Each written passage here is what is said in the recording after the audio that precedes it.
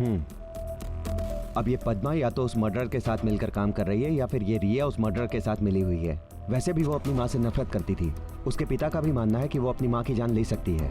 Sir ये प्यार व्यार का तो चक्कर नहीं है, दोनों एक साथ घर से भागना चाहते थे। माँ ने देख लिया तो माँ की भी जान ले ली। और इसीलिए शायद कातिल ने इतने वार किए, क्योंकि जब कोई मर्डर इमोशन से जुड़ा होता है तो ऐसा ही होता है। और पोस्टमार्टम रिपोर्ट के मुताबिक भी नैना पहले ही वार में मर गई थी, लेकिन फिर भी उस पर इतने सारे वार किए गए। तुम उसकी बिल्डिंग के फ्रेंड्स और कॉलेज में पूछो और टेक्निकल एक्सपर्ट बुलाओ ताकि सोशल मीडिया में उसके अकाउंट चेक कर सकें।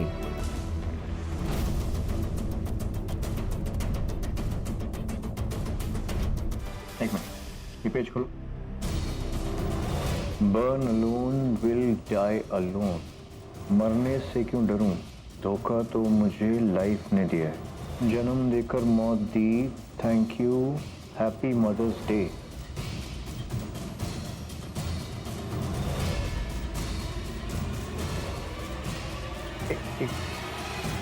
ये लड़का, इसका नाम पता चल सकता है? नो सर, टैग नहीं किया और ना ही कोई कमेंट्स, ना लाइक, ना शेयर किया गया। इस लड़के की इन्फॉर्मेशन निकालना मुश्किल है।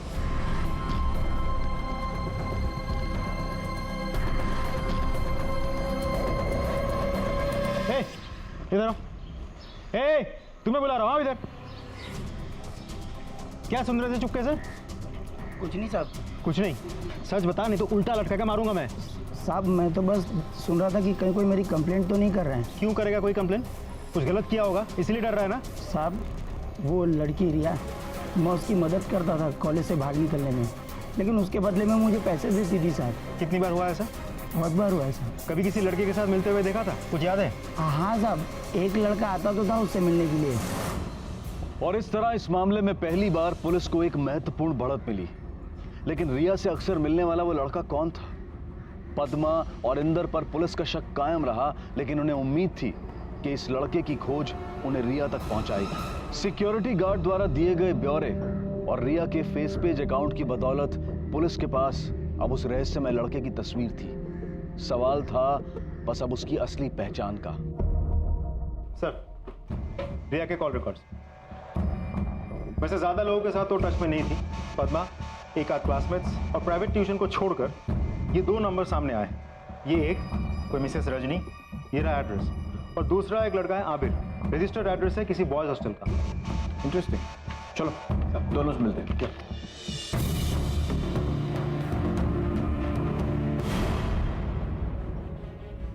आपके पिताजी? नहीं नहीं, मेरे पति थे। ओह, आई एम सॉरी, मुझे इस समय ऐसे आपको डिस्टर्ब नहीं करना चाहिए था, लेकिन एक जांच चल रही है और उसी के सिलसिले में आपसे कुछ बातचीत करनी। यस ऑफ कोर्स, बताइए। करीब 2 महीने पहले आप किसी रिया सेठ से बातचीत हुई थी आपकी? रिया सेठ? मैं तो ऐसी किसी औरत को नहीं जानती। लड़की है, कॉलेज में पढ़ती है। उसी के फ़ोन रिकॉर्ड्स में हमें आपका नंबर मिला। कुछ 3 कॉल्स घुमाए गए थे। लेकिन मैं ऐसी किसी लड़की को नहीं जानती हूँ। हो सकता है रॉन्ग नंबर हो। ठीक है, कुछ याद आया तो बता दीजिए। वैसे क्या उम्र थी आपके पति की? 65 के थे। तो ये औरत रजनी खुद है 40 साल की मुश्किल से, और पति 65 साल का। अचानक हार्ट अटैक से पति की मौत हो जाती है। नहीं सर, ये रजनी मुझे बहुत डाउटफुल लगी सर। शिंदे, एक काम करो, किसी को भेज कर उस पर नजर रखो। मैं भी इस एड्रेस पर पहुंच गया हूं। लेकिन ये हॉस्टल नहीं, अनाथ आश्रम है। ओके सर, चलो। यस सर, बताइए क्या हेल्प कर सकता हूँ मैं? मुझे अवीर से मिलना है, बुलाइए उसे। वो तो लापता है ना सर, हमने तो कंप्लेंट भी लिखवाई थी ऑर्फन रूल्स के हिसाब से। लापता है? कब से? 4 मई से। 4 मई से? क्यों सर, कहीं उसने कुछ गलत? आपको ऐसा क्यों लगा? जी ऐसी बात नहीं है सर, लेकिन वो थोड़ा हाथ से बाहर गया हुआ लड़का है। ड्रग्स की भी लत लगी थी उसे, डिप्रेशन की वजह से। अचानक गुस्सा हो जाता है, और इतना गुस्सा मानो पागलों जैसा। मुझे अवीर के सारे रिकॉर्ड्स चाहिए। निकलवाता हूँ सर, आप इनके ऑर्फनेज के रिकॉर्ड्स। Good, but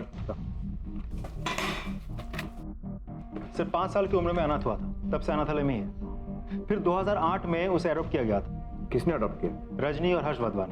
Rajni? उसकी एक छोटी बहन भी है। जो पिछले 7 साल से लापता है।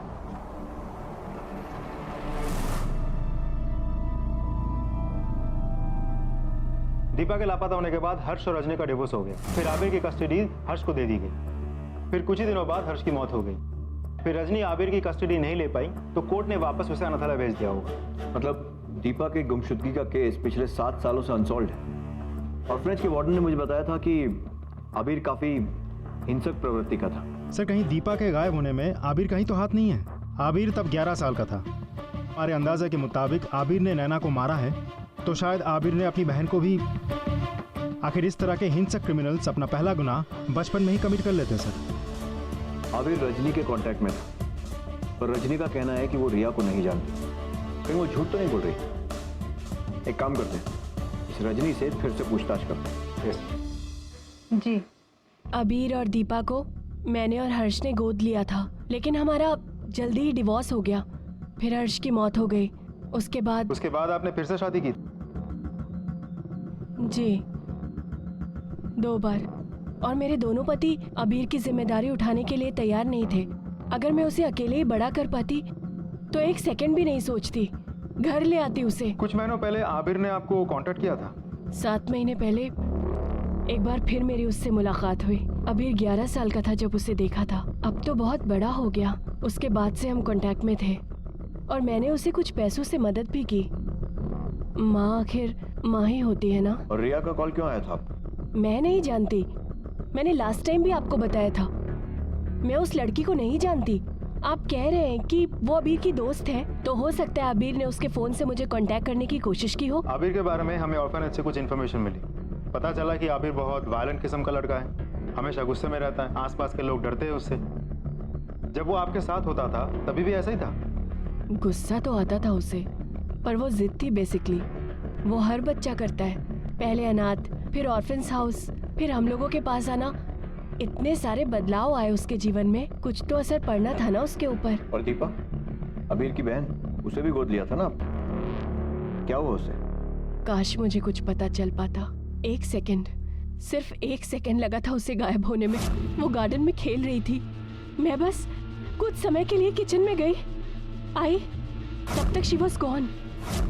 वो वहां नहीं थी। क्या आपको लगता है कि दीपा के साथ जो कुछ भी हुआ उसमें आबिर का हाथ हो सकता है? नहीं सर, आबिर बहुत अच्छा लड़का है, वो ऐसे नहीं कर सकता। ठीक है, अगर आपको आबिर कांटेक्ट करने की कोशिश करे तो हमें बताइएगा। डेफिनेटली सर, मुझे भी उसकी चिंता है। मैं नहीं चाहती कि वो कुछ गलत कर बैठे। सर, न जाने मुझे ऐसा क्यों लगता है बार बार कि औरत हमसे कुछ छिपा रही होगी। एक बार बेटा बनाकर उसे गोद लिया था, अब शायद फिर से माँ बनकर उसकी मदद कर रही है। आबिर की हिंसक प्रवृत्ति के बारे में कहने पर देखा था कैसे घबरा गई। तो या तो रजनी खुद उससे डरती है और या फिर उसकी मदद करने की कोशिश कर रही है। सर, मुझे भी ऐसा लगता है कि आबिर और रिया घर से भागने के फिराक में थे और आबिर के साथ लगाव के कारण उसने भागने में मदद की होगी। रजनी पर नजर रखो, या आबिर पक्का इससे कांटेक्ट करेगा। रजनी निश्चित तौर पर आबिर की मदद कर रही थी और अपने इसी यकीन की वजह से पुलिस ने रजनी पर तकरीबन 1 हफ्ते तक नजर रखी। लेकिन फिर रजनी को बार बार एक अनजान घर में जाते हुए देखा गया। पुलिस ने अनुमान लगाया कि शायद आबिर उस घर में हो सकता है। जब पुलिस ने आसपास के घरों में पूछताछ की तब उन्हें पता चला कि उस घर में 78 साल के कोई मिस्टर मखीजा रहते हैं, अकेले। इस जानकारी के मिलने के कुछ ही दिनों बाद रजनी को अपने साजो सामान सहित उसी घर में पनाह लेते हुए देखा गया। लेकिन अब भी ना आबिर की तरफ से रजनी से संपर्क करने की कोई कोशिश की गई थी और ना ही रजनी की ओर से ऐसी कोई प्रतिक्रिया सामने आई थी। सर, हमने आसपास के लोगों से, ठेले वालों से, सभी से आबिर के बारे में पूछताछ की, फोटो दिखाई, लेकिन किसी ने आबिर को नहीं पहचाना। सर, रजनी का उस घर से या मिस्टर माखीजा से जो भी ताल्लुक हो, आबिर की इन्वॉल्वमेंट नहीं दिखी। रजनी के पिछले 1 हफ्ते के कॉल रिकॉर्ड्स सर चेक कर रहे हैं, रोज अपडेट हो रहे हैं। आबिर का कोई कॉल नहीं है।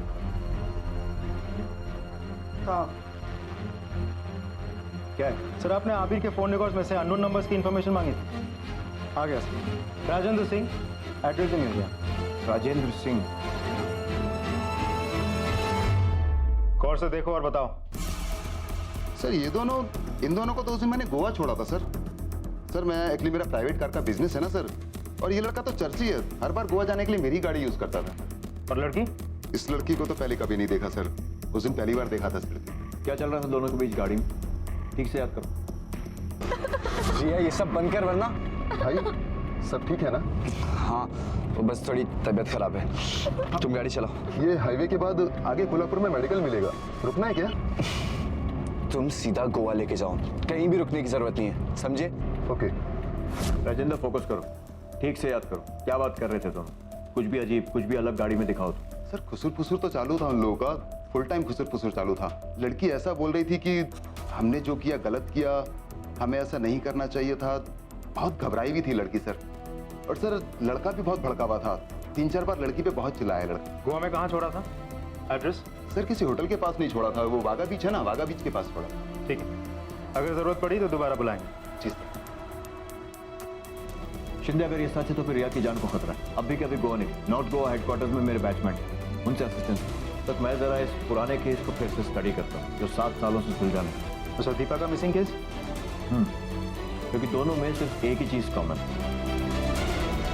अबीर और उसका गुस्सा।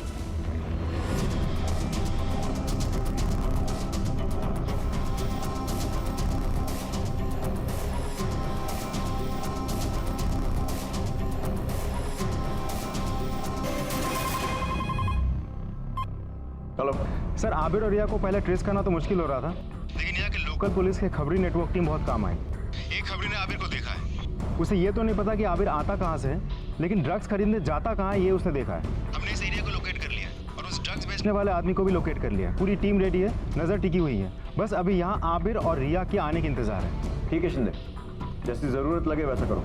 जी सर। पर मौका हाथ से निकलना नहीं चाहिए, लेकिन जरा ध्यान से। इस अबीर का कोई भरोसा नहीं है। Yes sir.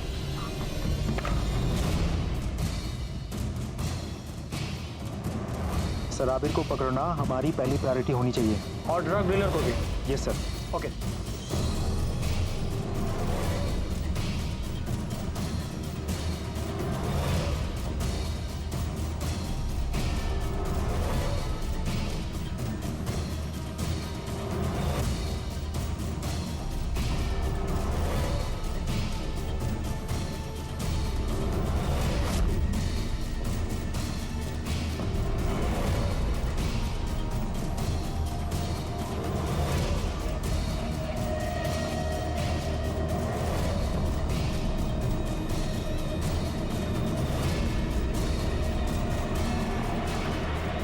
पुलिस बहुत भगा था। हाँ तेरे लिए मुंबई से गोवा आना पड़ा। बोल रिया किधर है? सर मुझे नहीं मालूम रिया के बारे में, मैंने कुछ नहीं किया सर। सब मालूम पड़ जाएगा। सर मैंने कुछ नहीं किया सर। तेरी भलाई के लिए बोल रहा हूँ मैं, तो फिर भी तुझसे सवाल पूछ रहा था। ये सर एक बार शुरू हो जाए ना तो तुझसे सवाल पूछेंगे नहीं, तेरे से जवाब उगलवाएंगे, समझा?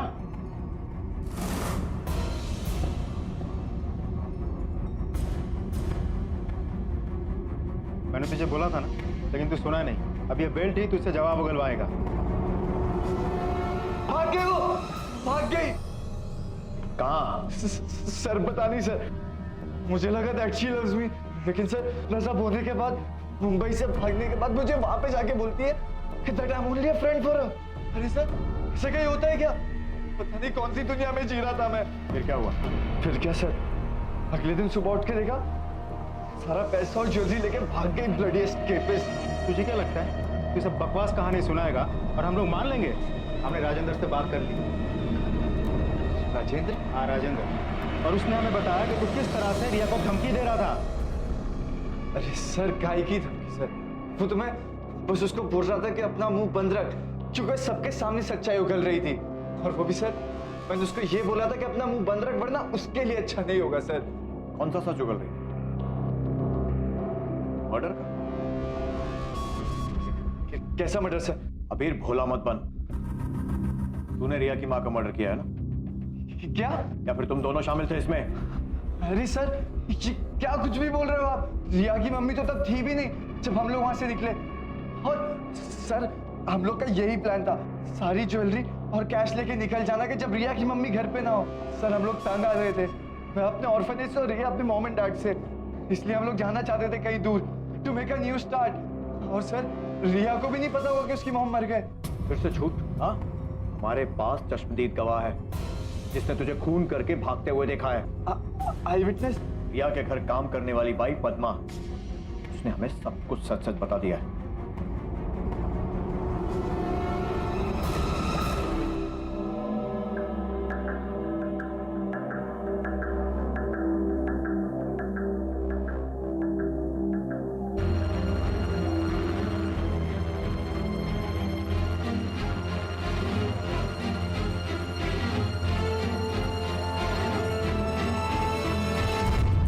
गोवा जा रही थी? गोवा क्यों जा रही थी? मेरा गांव है वहाँ, मैं उधर से ही हूँ सर। सच सच बताओ। हाय शपथ साहब, मैं गांव ही जा रही थी। मेरे परिवार के कुछ लोग हैं वहाँ। मुझे अब नहीं रहना यहाँ। रोज रोज रिया बेबी के बारे में सोचकर, और वो नालायक इंदर साहब, उनको मजा करते देख मैं ही नहीं देख सकती साहब। एक सच बात बोलूं, मुझे पूरा विश्वास हो गया कि रिया बेबी अब मर चुकी है। जिस हिसाब से उसका फोन नहीं आ रहा है, वो नक्कीच मर गई साहब। रिया के मर्डर का बहाना देके नैना के मर्डर से बचना चाह रही थी तू? रिया के साथ जो लड़का था ना, उसे हमने पकड़ लिया है। उसी ने कहा है कि वो दोनों सिर्फ चोरी करना चाहते थे, चोरी किया और भाग गए। बची तू। वो झूठ बोल रहे साहब। वो खुद को बचाने के लिए मुझे फंसा रहा है। मैंने जो कुछ भी देखा आपको बता दिया साहब। वो तो मुझे भी मारने की कोशिश किया था। मैं झूठ क्यों बोलेगी साहब?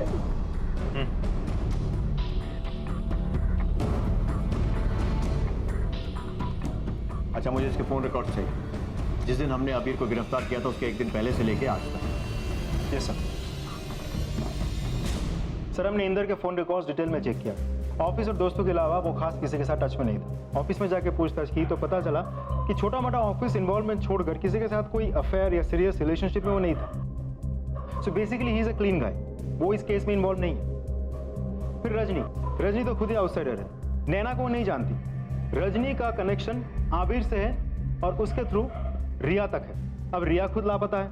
रिया के बारे में पूछताछ करने के लिए हम जब गोवा गए तो पता चला कि किसी ने रिया को देखा ही नहीं। अब रही बात आबिर और पद्मा की, ये आबिर और पद्मा एक दूसरे पे इल्जाम लगा रहे हैं क्योंकि एक दूसरे से ये लोग झूठ बोल रहे हैं। आबिर ने हमें कहा था कि जब वो चोरी करने गया था तो नैना घर पे थी ही नहीं, जो कि झूठ है क्योंकि हमारे पास नैना के कॉल डिटेल्स के हिसाब से नैना उस वक्त घर पे मौजूद थी। और पद्मा की बताई हुई कहानी तो हम सबको पता ही। सो बेसिकली जब तक रिया नहीं मिल जाती तब तक सच्चाई सामने नहीं आएगी। She is the key. लेकिन सर, हम ढूंढेंगे कैसे?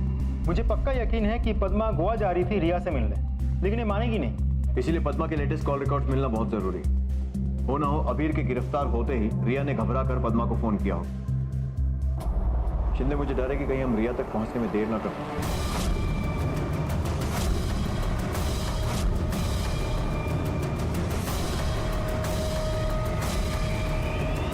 सर, आपने रजनी के डॉक्यूमेंट्स मंगवाए थे, उसका बैकग्राउंड भी चेक हो गया है सर।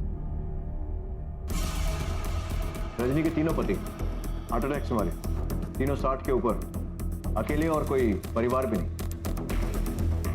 अरे रजनी का बैंक स्टेटमेंट हर पति की मौत के बाद बढ़ता ही गया। अब तो नया शिकार ढूंढ लिया उसने, मिस्टर मखीजा। उसी के साथ तो रहती है आजकल। तुमने सही कहा था शिंदे, इस रजनी के मामले में कुछ ना कुछ गड़बड़ जरूर है और कोई केस भी नहीं है। कैसे होगा सर? डेथ तो नेचुरल है। मरने के बाद तुरंत बॉडी क्रिमेट कर दी गई।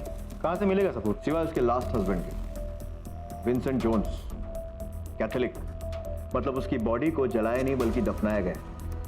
वो कहते हैं ना शिंदे, क्रिमिनल को हर बार लक की जरूरत पड़ती है पर पुलिस को सिर्फ एक बार। इस विंसेंट की बॉडी निकलवाने का अरेंजमेंट करो। रजनी तो कंसेंट देने से नहीं, कोर्ट से वारंट निकलवाना पड़ेगा। और एक काम और करते हैं, इस अबीर से बात करते, जरा पता करें कि उसको इन वारदातों के बारे में क्या मालूम। शायद इसी के जरिए उसकी लापता बहन की भी गुत्थी सुलझ जाए। Yes sir. सर प्लीज मैं जान सर कितना बिठाओगे सर? अब बस करो ना। जाएगा बाहर जाकर फिर से नशा। हालत देखिए अपनी कैसी हो गई है। आबिर सच बताएगा तो हम तुझे जाने देंगे। सर मेरा यकीन कीजिए, मैंने कुछ नहीं किया। रजनी के बारे में बता। रजनी के पति कैसे मरे? उनकी मौत में उसका क्या हाथ था? तूने मदद की थी उसकी? अरे नहीं सर। सच बोल। नहीं पता मुझे सर कुछ भी। सर मुझे कुछ नहीं पता, मैंने किसी की मदद नहीं की, बस मुझे जाने दो यार। रिया कहाँ है? जिंदा है या मार दिया उसे रजनी के साथ मिलकर? सर मुझे नहीं पता सर रिया के बारे में। सर प्लीज सर मुझे जाने दो सर यार। अबीर दीपा कहाँ है? तेरी बहन, तूने मारा उसे?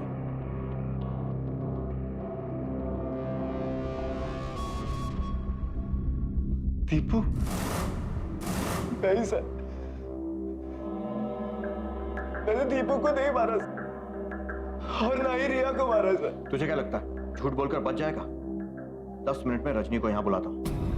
दोनों माँ बेटे को आमने सामने बिठाकर पूछताछ करूंगा, सारा सच बाहर आ जाएगा। नहीं सर, सर नहीं, सर रजनी को यहाँ पे मत बुला दे सर, मुझे मार डालेगी sir. Sir please sir, sir आपके हाथ छोड़ता सर, उसको यहाँ पे मत बुला दे सर। सर प्लीज सर, मुझे मार डालेगी सर। प्लीज सर, उसको मत बुला दे यहाँ पे सर।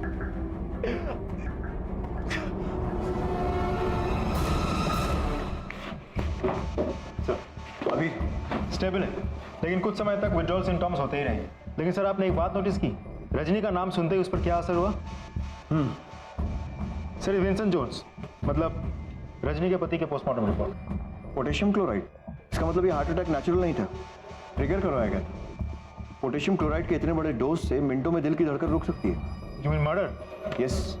एक काम करो, अभी के अभी एक टीम लेकर जाओ और रजनी के घर की तलाशी लो, जहां वो अभी रहती है और जहां वो पहले रहती है, और उसके बाद उसे पूछताछ के लिए यहां लेकर आओ। Yes sir.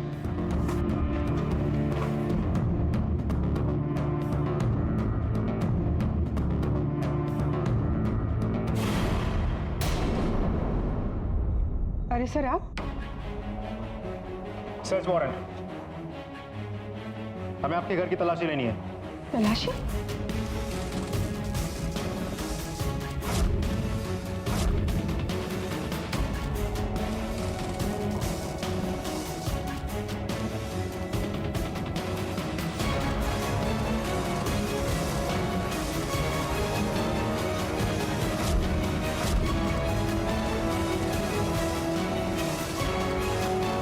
Potassium chloride injection?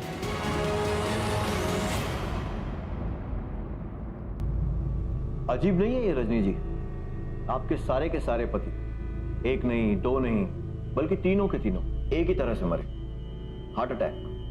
शायद मेरे नसीब में। जी नहीं, नसीब का इससे कुछ लेना देना नहीं है। हाँ, पोटेशियम क्लोराइड का जरूर हो सकता है। कुछ देशों में मौत की सजा देने के लिए कैदियों को जहरीला इंजेक्शन दिया जाता है, और उसमें ये पोटेशियम क्लोराइड ही होता है ना। और आपका आखिरी पति विंसेंट जोन्स, उसकी बॉडी पर तो सुई का निशान भी मिला है, वही सुई जिससे उसे पोटेशियम क्लोराइड का इंजेक्शन दिया गया था। And for your kind information, police की एक टीम आपके पुराने घरों पर भी छापे मार रही है। इसीलिए सच कबूल कर लो, वरना जितना झूठ बोलोगी ना उतना ही दर्द होगा जब हम सच उगलवाएंगे।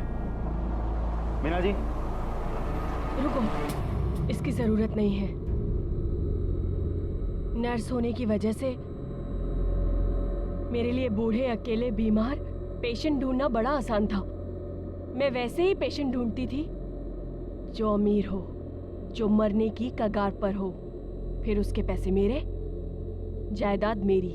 और दीपा, उसे क्या हुआ? मुझे नहीं पता दीपा को क्या हुआ। हमें पता है, हमने अबीर से बात की।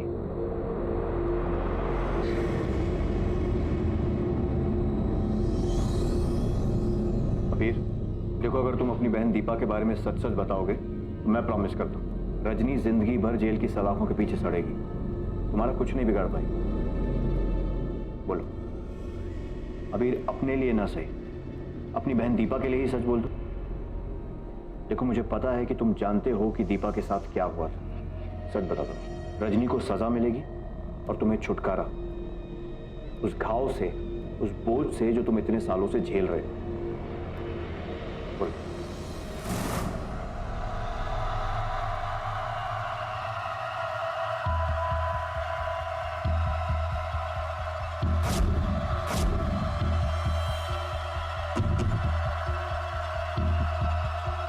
देखो मैंने क्या बनाया। Thank you.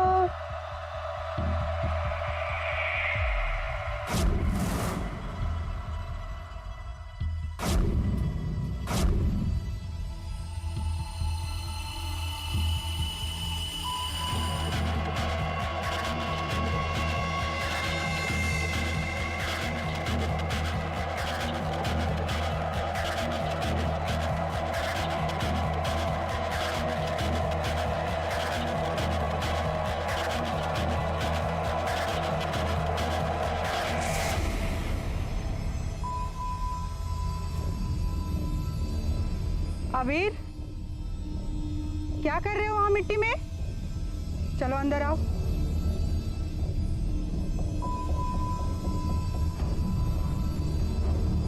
मैंने मना किया था ना वहां खेलने से, फिर भी खेल रहे थे। चलो अंदर आ जाओ।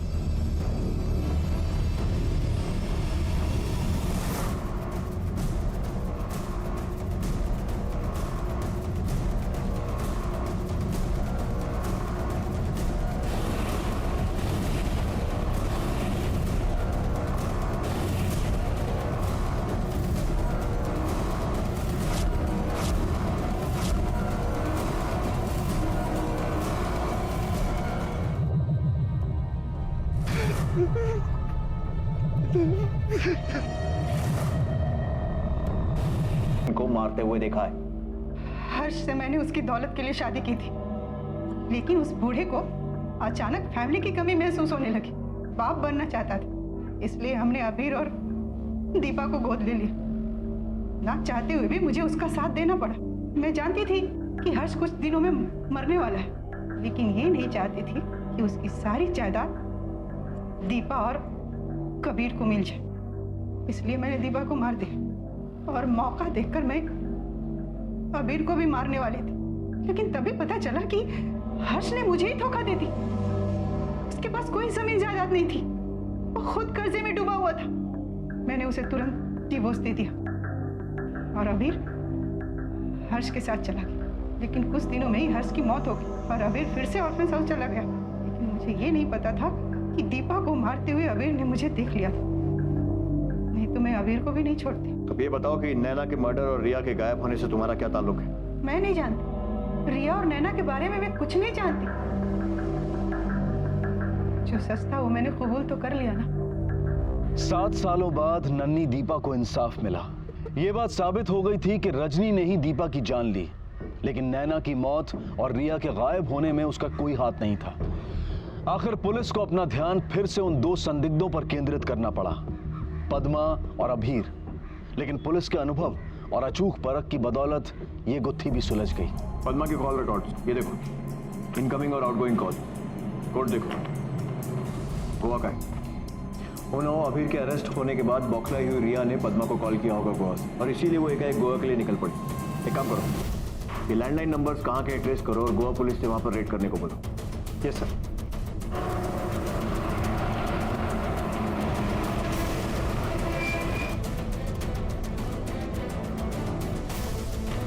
दरवाजा खोलो, खोलो दरवाजा। मैनेजर चाबी दो।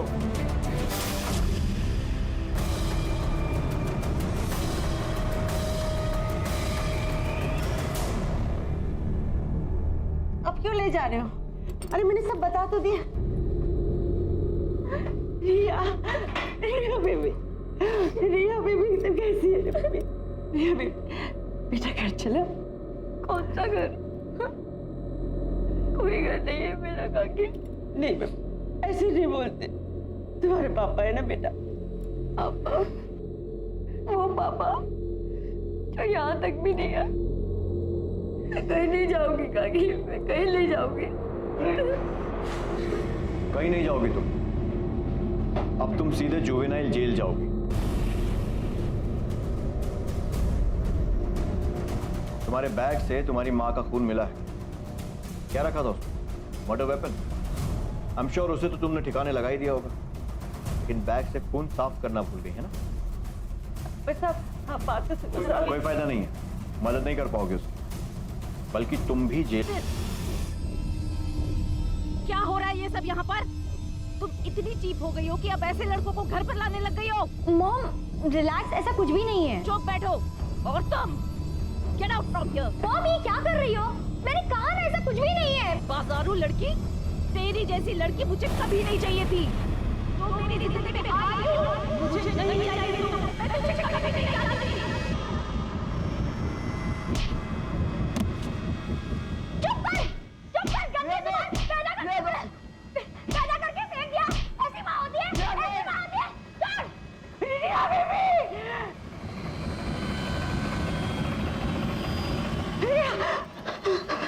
ये तुमने क्या कर दिया रिया?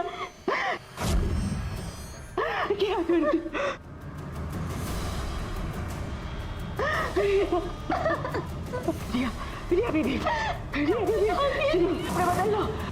कुछ देर के लिए मैं डर गई थी, कुछ समझ में नहीं आ रहा था। जो भी हो, रिया बेबी को बचाना था।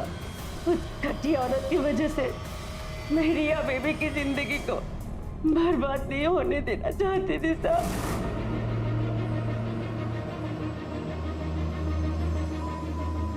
रिया बेबी संभालो, तुम लोग जाओ यहाँ से, भागो जल्दी से। लोगों को लगेगा कि चोर आया था, मैं भी बोल देगी कि रिया बेबी को किडनैप करके ले गया चोर। और सुन, बिल्डिंग के पीछे के रास्ते से जाना, आगे कैमरा लगा हुआ ऊपर। और तू सुन, वो बैठ रहा, मेरे को मार, जोर से मार मेरे को। काकी मैं कैसे आपको मार सकता हूँ? अरे प्लीज, जो बोलती हूँ करना वैसा। तू जो बैठ लेके आ, जल्दी कर।